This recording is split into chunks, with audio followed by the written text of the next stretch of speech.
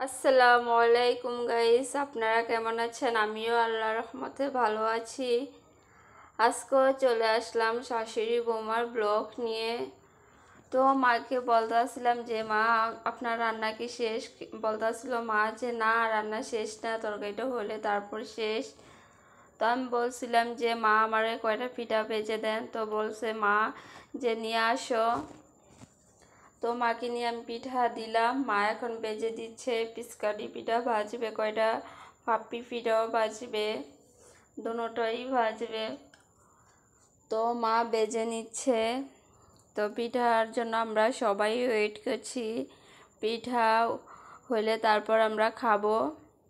এদিকে বাবু আবার মিষ্টি আলু নিয়ে আসলো। বললো যে ভাবি, তোমাদের রান্না হলে আমার মিষ্টি আলুগুলো পোড়া দিয়ে দিও।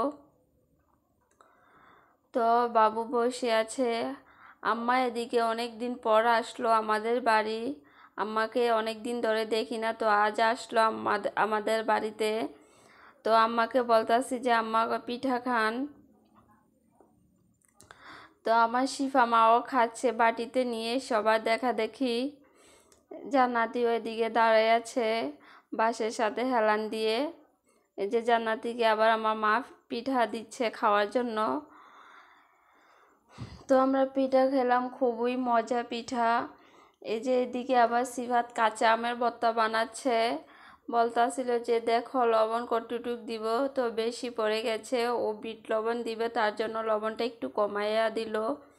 এই যে কাঁচা মরিচ দিবে, বাচ্চারা খাবে তার জন্য একটা মরিচই দিবে। ও যাই খায় বাচ্চাদের নিয়ে সাথে করে খায়। এই যে এখন কাসুন্দি দিয়ে মাখায় নিচ্ছে। আমি আবার আমের ভর্তা খেতে পারি না, আমার দাঁত শিরশির করে। টকটা খুবই পছন্দ কম করি। সিফাত আবার কাঁচা আমের ভর্তাটা খেতে খুবই পছন্দ করে। আপনারা সবাই জানেন আমি নতুন ব্লগ বানাই। আমার যদি ভুল প্রান্ত হয়ে থাকে অবশ্যই ক্ষমা দৃষ্টিতে দেখবেন আর কমেন্টের মাধ্যমে বলবেন।